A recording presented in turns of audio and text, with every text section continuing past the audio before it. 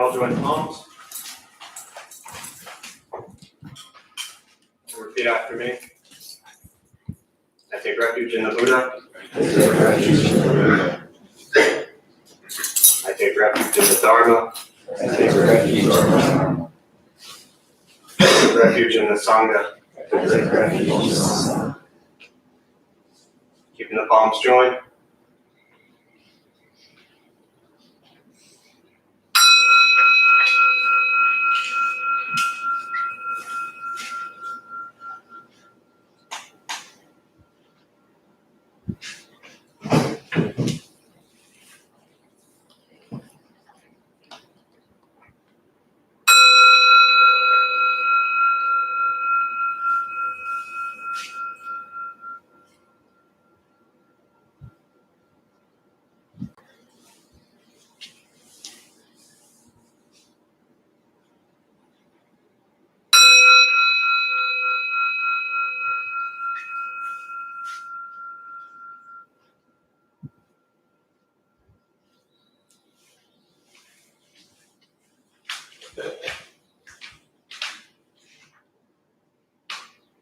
Put the palms down.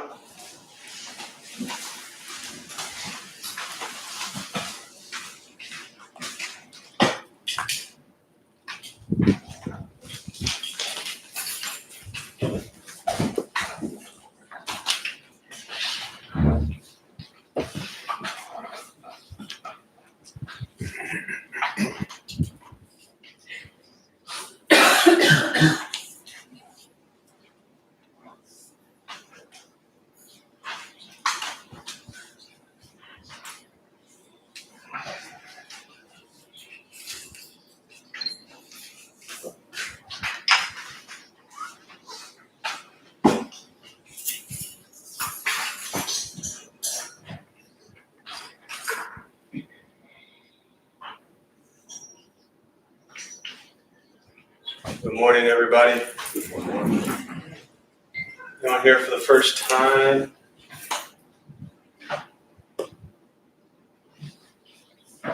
Welcome. What brings you here? Now that I begged for you to raise your hand. I'm doing a school setting, so I wanted to come and study. Nice. What school? San Diego Community College. Yeah. This is a warning. 16 years ago, I went with a friend just like you who was doing a school assignment. I ended up here. So feel free to get up and leave at any point in time if you start to feel like this might actually help you in any way, shape, or form. Anyone else here for the first time? Anyone here for the first time that doesn't want to raise their hand and say they're here for the first time?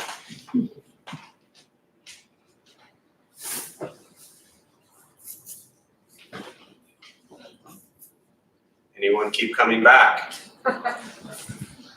Why? Reinforcement. Reinforcement of Meditating. meditating. And What I else? like what you had to say. You like what I have to say? You've been listening to me talk for 40 years. It's changed a bit. Yeah. Anybody else? Why do you keep coming back? Savor the moment. Savor the moment. Feel better. Feel better. It's like going to the dentist and you get your teeth cleaned and then you come back inspired to really floss. Yes.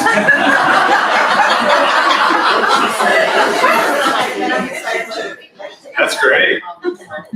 No, I mean, and maybe you meant this way, possibly, hopefully. Like, for many people, I think going to the dentist is painful.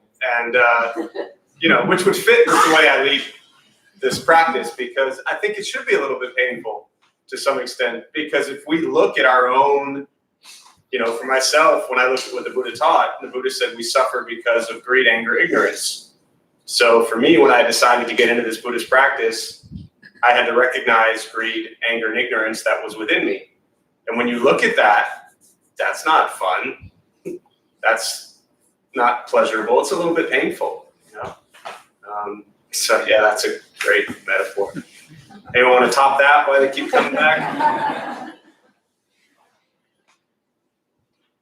Honestly, I come for the practice of the diligence to remain committed to a routine. Yep, And then I find I'm just more present on a daily basis, definitely. the more often I do it Mhm. correctly or consistently. Yes, absolutely.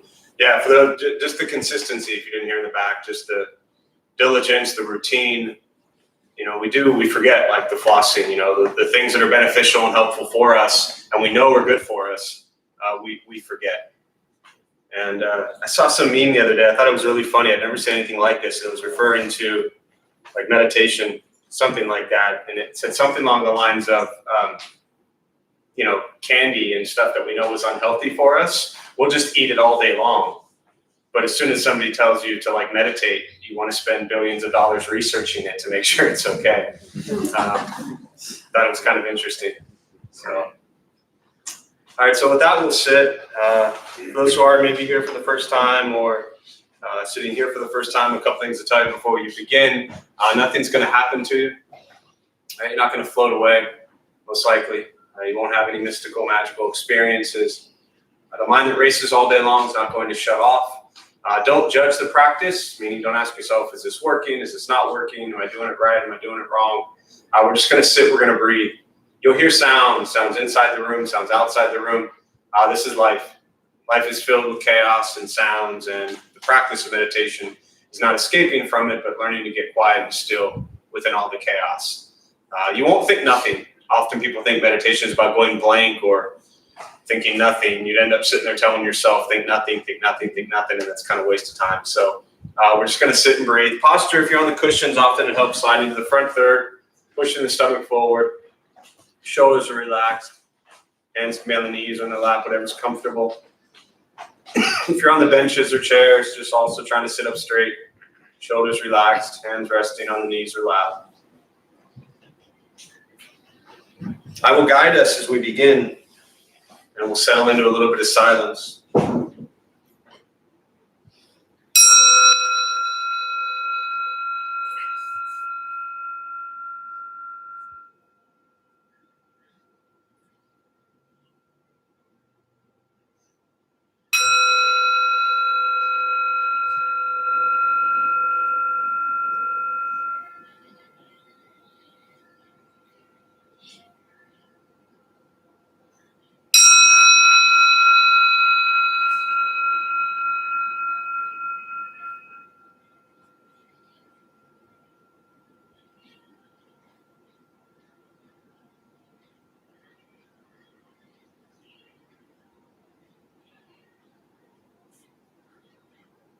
Starting with the eyes closed if comfortable, or slightly open.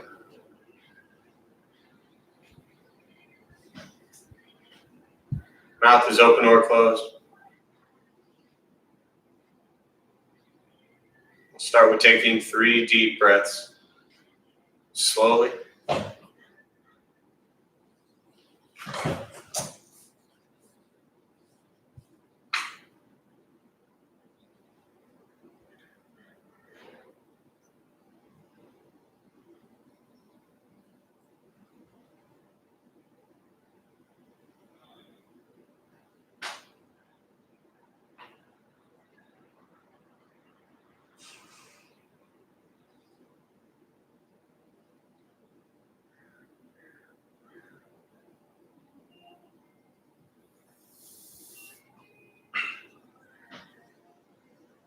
And eventually, settling to a natural rhythm of the breath.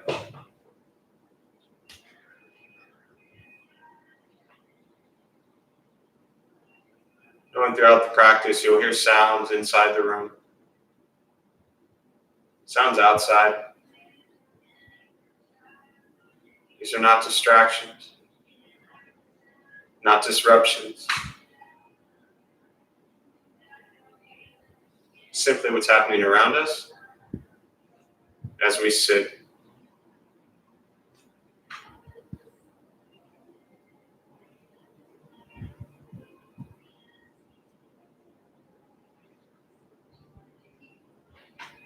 Noticing the mind as it wanders,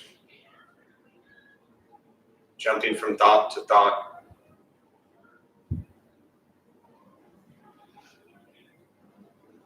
Gently guide the attention, focus to the stomach or chest.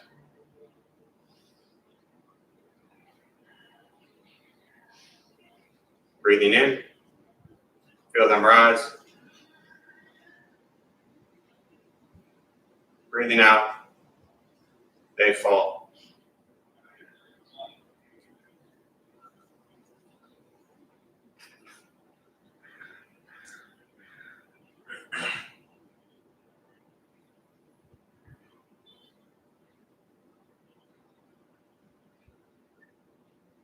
Simply continue this practice, observing sensation of breath.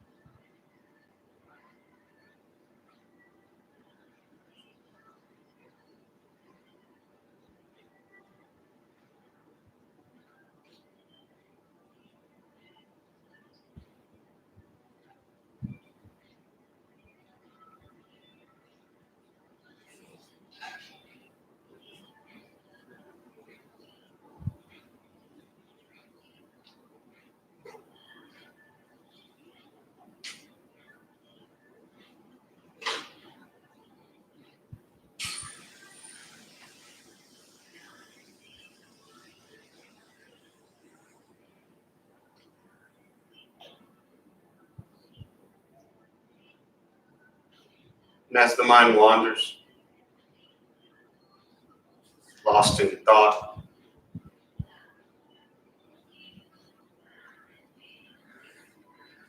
recognize it,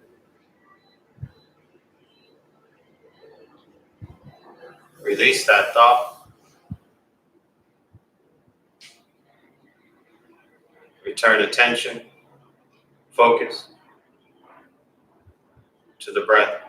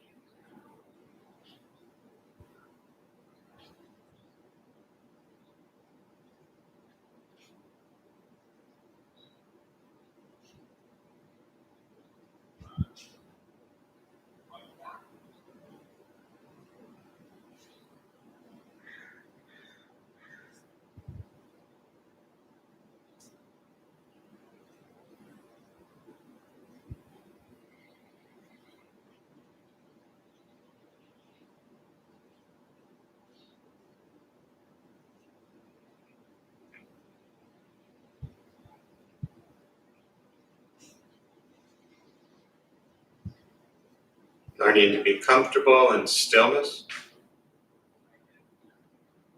in quiet.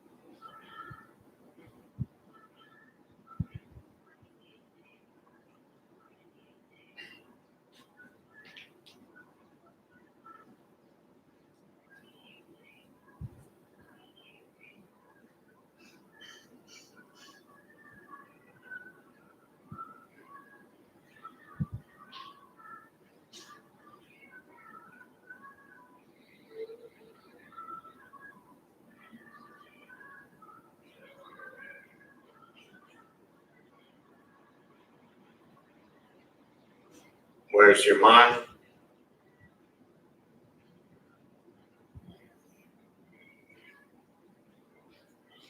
Return attention, focus to the breath.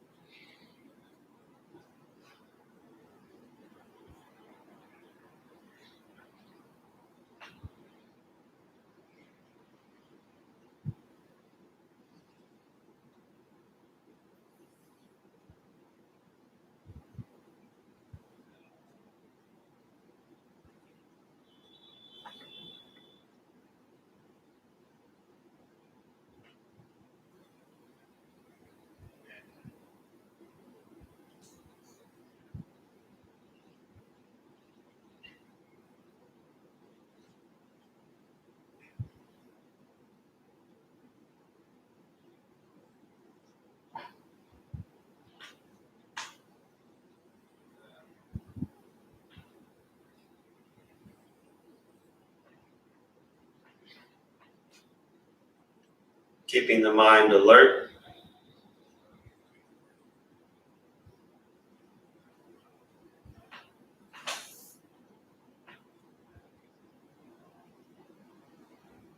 Aware of each sound.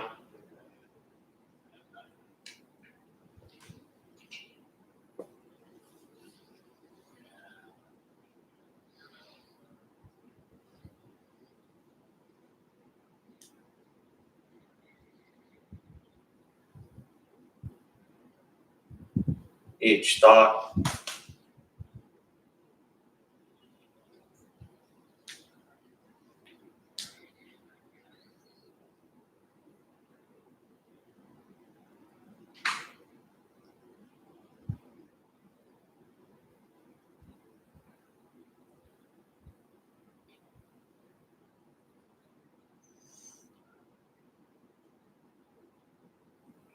Each physical sensation.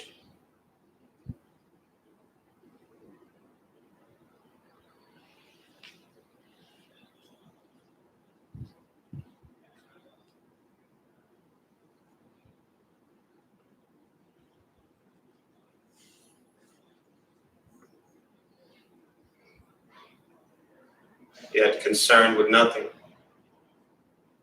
but sitting, breathing.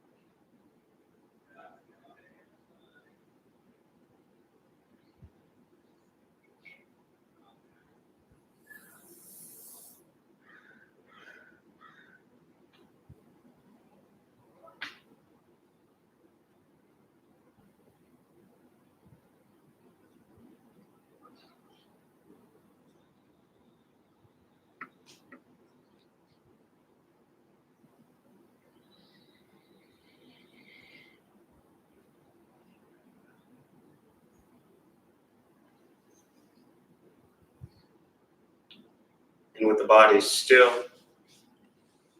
rested. And the speech quiet,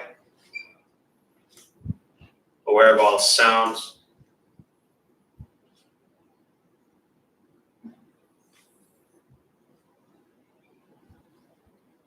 And the mind learning to settle.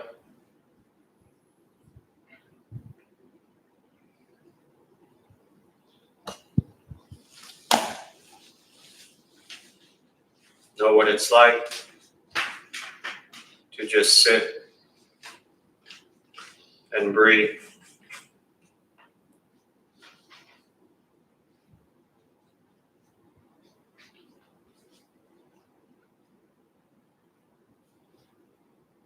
Knowing with each breath,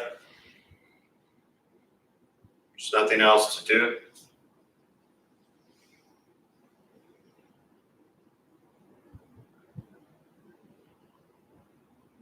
Nowhere else to go.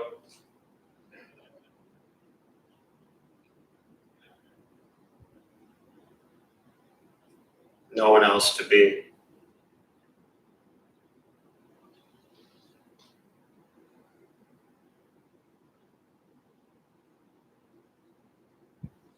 Everything beautiful, exactly as it is.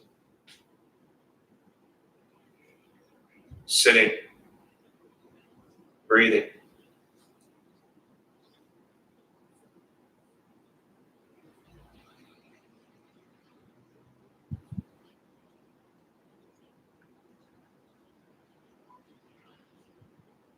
And once again, taking 3 deep breaths, slowly.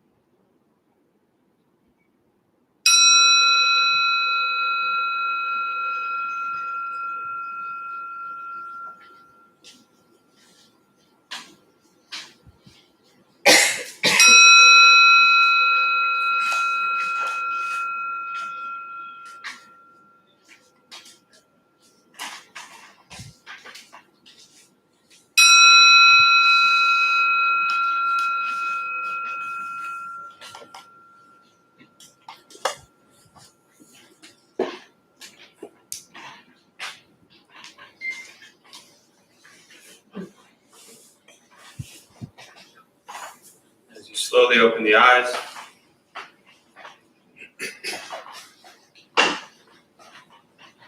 slowly begin to move.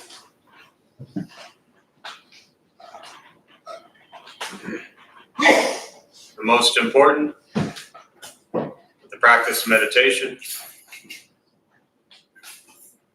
to recognize how you feel now, immediately after,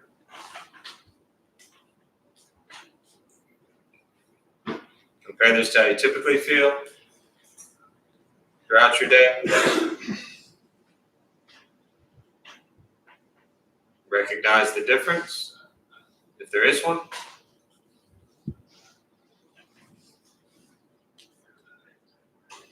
And ask yourselves how you prefer to feel every day for the rest of your life. And realize however you feel now, if it's quiet, calm, steady, or a busy mind, racing mind, whatever you're sitting with at this moment, has nothing to do with anything I said. It's nothing to do with how you sit and hold the hands across the legs. It's nothing to do with the sounds around us or anything else for that matter. It's everything to do with your own mind and your own mind's reaction to an external condition. This is what the Buddha called pratitya samuppada, means dependent origination. This is the basis of the Buddha's awakening. The word Buddha simply means awakened. He was a human being, no different than anyone in this room, who began to understand why he suffered, why he got angry, sad, depressed, stressed, anxious. He began to understand the causal relationship of all phenomena. And what that means, very simply, for every one of us in this room, regardless of where you come from or what you believe in or where you think you're going, your whole life is filled with things that happen. You react. More stuff happens, more reactions. That's it. The practice of meditation is learning what it's like to respond to something quietly, peacefully, still. Because for most of us, the way you responded to the last 20 minutes is quite different from how you respond to everything else that's happening throughout your day. So all we're working on is closing the gap where the way you feel now is closer to how you feel always. Just as driven, motivated, productive, successful, whatever that means to you in your respective lives. But with a mind that's steady, clear, focused, distracted by nothing, disturbed by no one. Meditation is not necessarily easy. It's not necessarily fun. It is not an escape, as often people think it is. It is direct perception into the present moment. It is learning to be with things as they are. Because regardless of how we perceive and judge and label the present moment, it doesn't change what it is. We spend so much of our time spinning things in our head, manipulating things in our head, justifying things in our head to try to make sense of the present moment. All of your rationale of what's going on doesn't change what's going on. Learning to be with things as they are is, to me, the heart of this practice. You know, for those who were here Tuesday night, and I know many of you were, and were able to listen to Koshin teach. How many of you were here? Most of you, a lot of you, about half of you. He was brilliant. And he's funny. And he's funny about anything. Like this moment right now could be funny. He brought so much humor to things as it was in each moment. And, you know, what I take from that is our mind is able to determine how we want to make each moment in our lives. We can choose to find humor and joy and laughter and everything, or we can choose to have resistance, frustration, anger, resentment, bitterness towards everything. That's up to you. And I think our ability to be with things as they are allows us to just enjoy life more.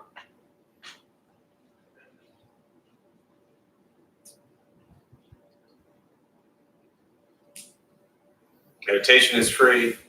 Buddhist practice is free. Sitting, breathing, learning to be kind to yourself and everybody else you encounter every moment of your life. And still, one of the most challenging elements that people have to this entire thing is we come here for an hour, or however often you come here, whatever thing you come to. But the real practice is when you go back outside. When you walk out these doors and the world isn't seemingly calm and quiet and peaceful.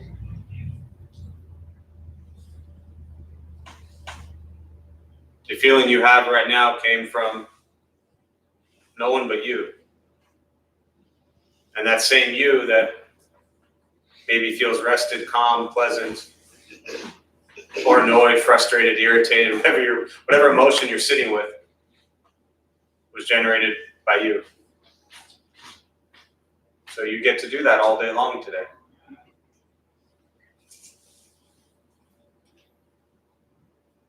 And I'm sure you'll definitely look as calm and quiet and peaceful all day today as you do right now. Maybe if you just lock yourself in a closet or something like that. I don't know. Always an option. So I'd rather just stop there. I always prefer to just open up to questions, meditation, Buddhist practice, anything that's on your mind that I can address. And we'll go from there.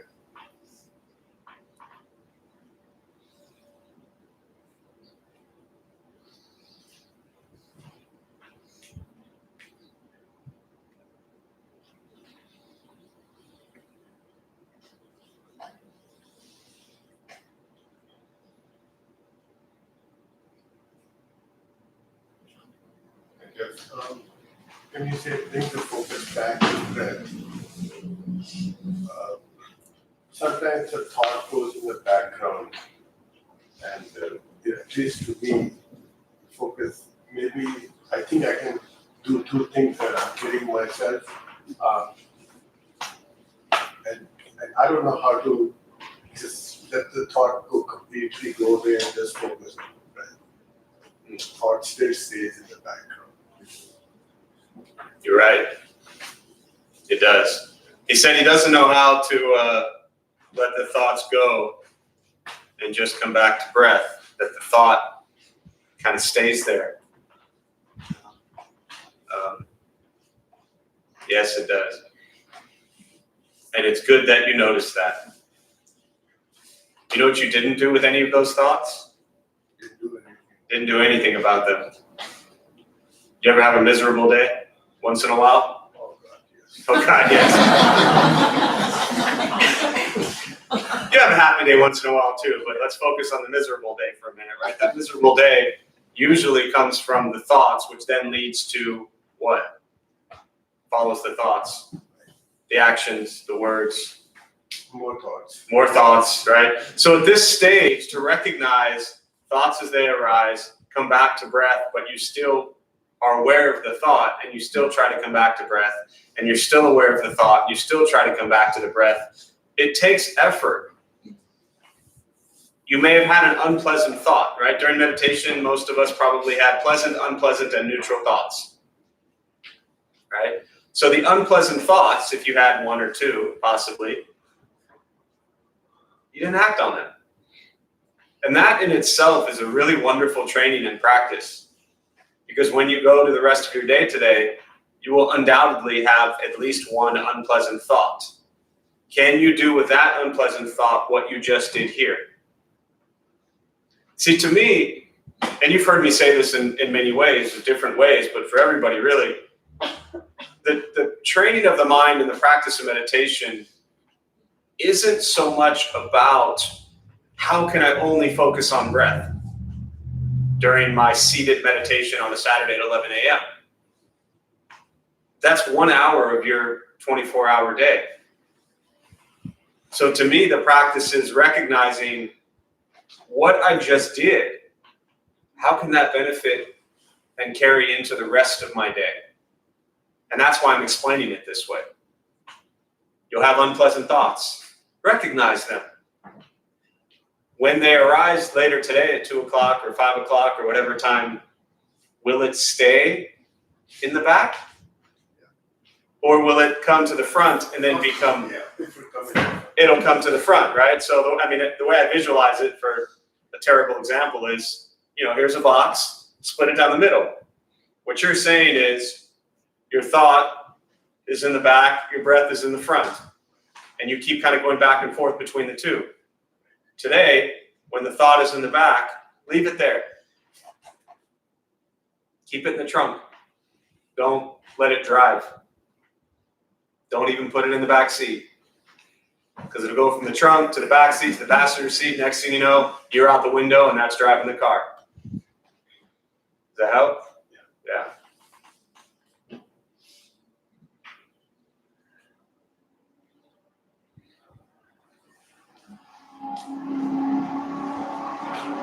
So you're talking about thoughts that are reaction, or thoughts to actions, things that happen. How do you maintain that when somebody cuts you off or somebody you almost hit somebody? Somebody will cut you off. Well, You yeah. will almost hit somebody. Let me start here, right? Instead of this, what if somebody cuts me off? What if someday someone does something that I don't like? There is no what if to that. The question is when.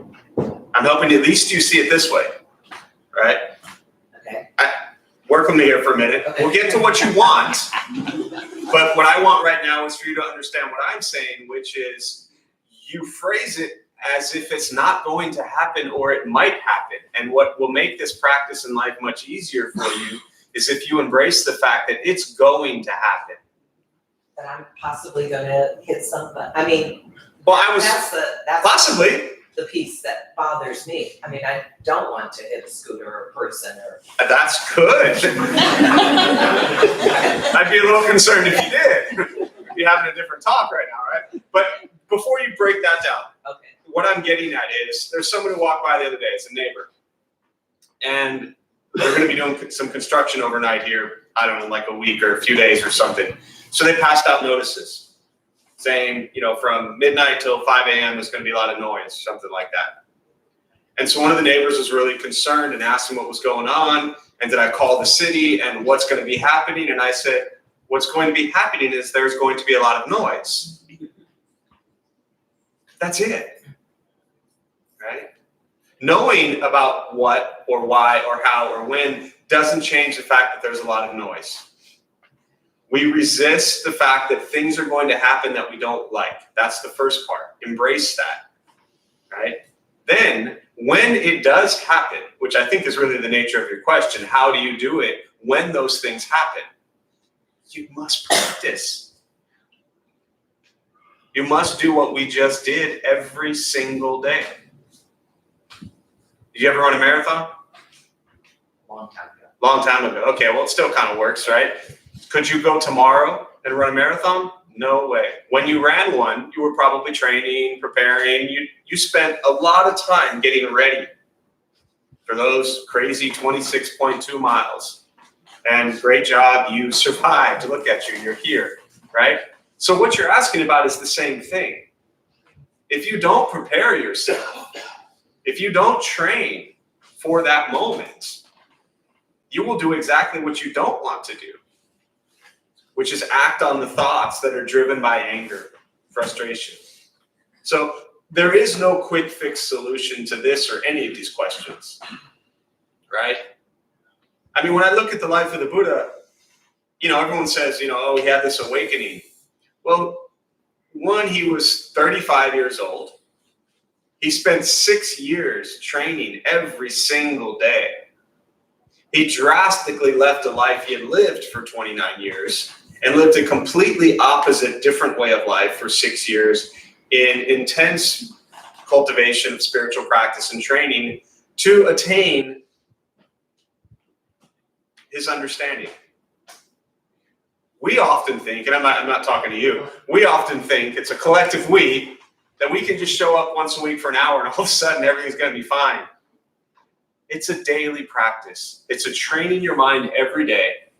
So when that thing happens, you can respond to it no differently than the 20 minutes of silence we just had.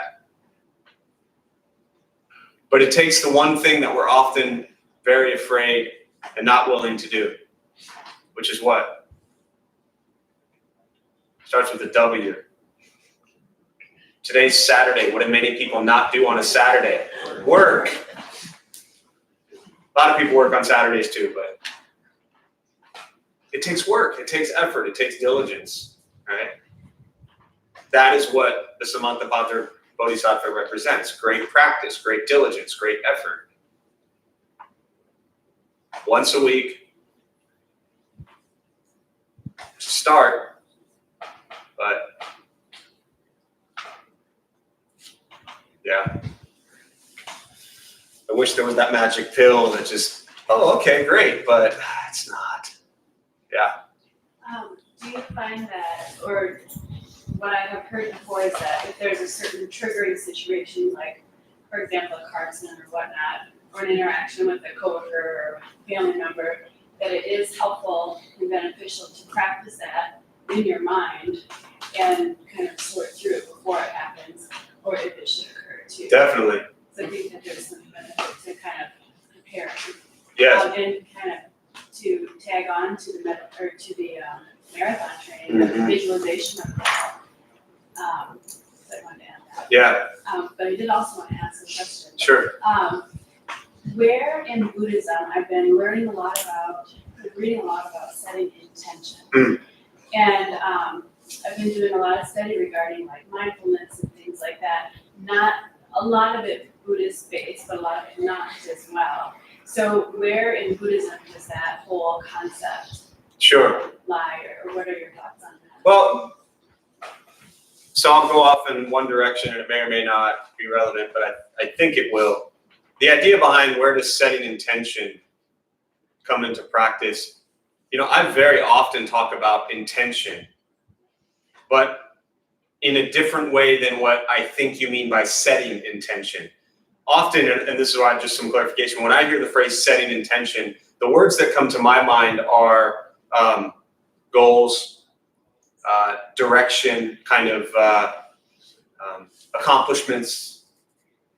If I set the intention for a red Ferrari to show up outside this temple right now, I can set that intention all day long, and it's never going to happen.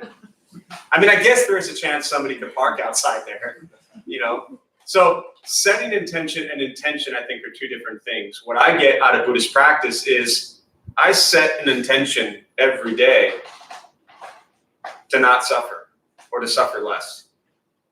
That's my only intention. And then the effort and the practice comes into what is my intention with each action. You see how those things are kind of setting intention and intention, I think, are two different things. You know, setting an intention to be very successful in business or whatever it may be, right? Can be beautiful and it can be greedy.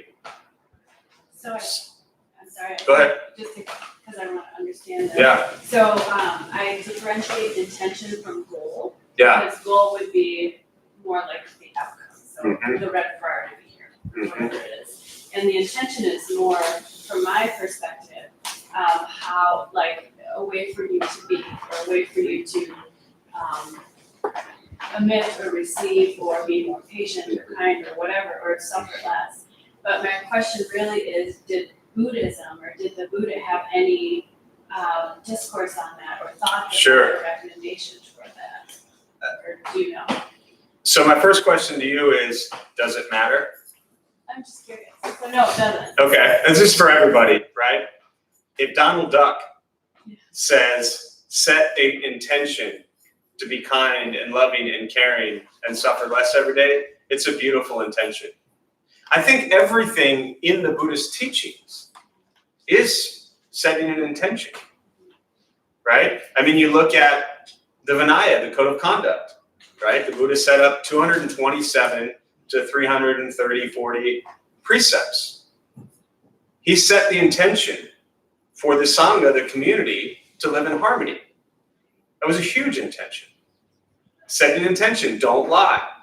Set an intention, don't use intoxicants. Setting an intention, don't steal. Setting the intention, don't kill.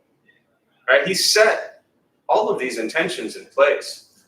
I think his daily life, his daily teaching, his daily practice was setting an intention. You know? I don't know that there's one specific sutra called the Setting Intention Sutra, but I really think the entire body of his teachings was setting an intention for us to become aware of our suffering and to move beyond it. You know?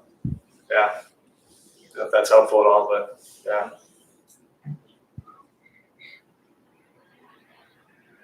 And then the question is, what is the intention behind the intentions that we're setting? Because that's important. Is the intention that we're setting based on greed, anger, ignorance, or is it based on generosity, compassion, and wisdom? That's, to me, the ultimate question with all of our actions. What is the intention behind us setting these intentions? And that relates to the correct view. Correct. Yes. Yeah, the first step of the Eightfold Path is the correct view. If your view is that life is all about you, right? If the view is I'm going to walk in here and just put my shoes closest to the door because it's easy for me to take them off, not recognizing that maybe it's in the way or somebody would trip, then that would not be a healthy view. If the view is I'm going to walk into the bathroom barefoot because I like to be barefoot and I don't care if I get pee on my feet, then that would not be a healthy view. That would be a selfish view. Because that view would lead you to then walk on pee and then come back in here barefoot with pee on your feet. Unhealthy view. I'm just working these guidelines that we maintain to a temple into teachings as skillfully as possible. It's only taken 13 years, you know. So look at the intention behind the view. Am I doing this because it's best for me? Often I say to people, please wear your shoes in the bathroom. The bathrooms aren't clean. You know what they say? I don't care. You, right. Thank you for the ooh. But to, you know, with all respect to the people who don't care, it's not ooh to them. It's fine for them. What I'm saying is, I'm not setting this intention for you.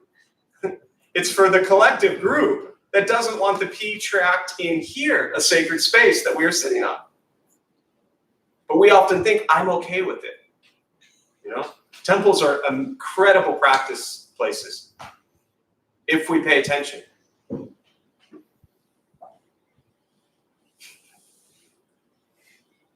Yeah. Could you share a little bit about how the Buddha died Yes. and what can you learn from his passing from one life to the next? Well, so there's a couple kind of questions there, a couple things to comment on. So the Buddha died when he was 80, and his health was poor. He was not in the greatest of health, and he actually died from food poisoning, right? And someone had served a meal, and the food itself was something rotten with it, right? When I say food, he wasn't intentionally poisoned. In fact, he actually knew that the food was really not good. And at his stage of life, at 80, his physical health was not good. And it was pretty close to his time to check out. And so when he was offered this food, instead of refusing it, he decided to eat, right? That was what he died from. Now, at his moment of death, and we don't have it in here, but it's a beautiful image. These are called tankas. These are Tibetan Buddhist images, and they're used as forms of practice. You know, they're beautiful artistic pieces, but they're also used for guided visualizations and meditative practices. There's a beautiful image of the Buddha at the time of his death, and it's called the Nirvana Buddha. Many of you might have seen it. Often people think he's like sleeping. You ever seen that one? People are like, oh, it's a sleeping Buddha, and he's kind of laying on his side, and it's like his feet are up. He's not sleeping. That's actually him at his time of death, right? And so what he did was, at his time of death, right, his kind of close attendants and friends came around, and he gave his last teaching. And his last teaching, which I think is, they're all important, but to me, it's like, you know, if you got a really wise friend and he's been teaching you for 45 years, and then it's his time to check out, whatever he says last, I'm like, I want to pay attention to this, right? He said they were worried about who was going to teach them now, who was going to be their master now that he was going to be gone. And he said, I've left you all the teachings. I've been sharing the Dharma, the teachings, for 45 years. Be a light unto yourself and strive on with diligence. That was the key. Strive on with diligence. It's going to take a lot of work. And then he laid down on his right side, peacefully, a little smile on his face, and he died. And in the tankas, the images, you'll often see lots of kind of the disciples around him crying, you know, and then you see one just kind of sitting there peacefully, understanding that with birth comes death. None of us can escape it. We can resist it, but it is as natural as every other thing we do, every other process of this cycle. Birth and death. Right? We find birth beautiful. Do we find death beautiful? It is going to happen to all of us, and we don't know when. And the practice for me says, if we know that that's going to happen and we don't know when, why waste moments angry, sad, depressed, miserable, trying to fix everything, change everything, save the world? Good luck with that one. You know, can't even drive in traffic without getting pissed off, and we want to save the planet. You know, a lot of teachings in there. And then at his death, right? It's called the parinirvana, where he died, and they say he entered into nirvana, that was his last birth. There was no more rebirth. Nirvana means to extinguish. It's like a flame, other than being a great rock band, right? It's a flame, you blow it out, flame is gone. That's nirvana, to extinguish. So it said that he neutralized his karma, he freed himself from the cycle of birth and death, which is what the Buddha was actually teaching. How many of you came here because you want to make sure you have a good rebirth? Didn't think so. Normal, you're getting there, man. I don't think you can get to nirvana in one lifetime. Right, so you want to get it over with, right? Yeah. But it's important to understand that, yes, that was the Buddha's last life, but it said if that, and again, for those, and I'll wrap up with this thought, for those who don't understand, the Buddha didn't invent rebirth. He didn't sit down and say, hey, guess what? We're all going to be reborn. No, that's what everybody believed in India at that time. If you went up to somebody in India 2,500 years ago, 500 years before Christ, and you said you got one life, you're going to heaven or hell, they would have thought you were crazy. They all thought, for the most part, you were going to be reborn or reincarnated, whatever phrase you want to use. So he was teaching that with birth comes death. And the moment you're born, you're guaranteed to experience a lot of the suffering in your life. And the only way to liberate yourself from that suffering is to free yourself from samsara, the cycle of birth and death, which it said the Buddha had thousands and thousands of lifetimes prior to being born, Siddhartha Gautama, right? So this idea that like, oh, if I check out, I'm done, I'm good. I mean, I don't know, maybe you're all more enlightened than I am, but, and if you don't believe in rebirth or reincarnation and that's totally foreign, crazy to you, it doesn't matter. Think of it as a moment to moment. Think of it as a one day to the next. Yes, think of it as Groundhog Day, the movie. That's it.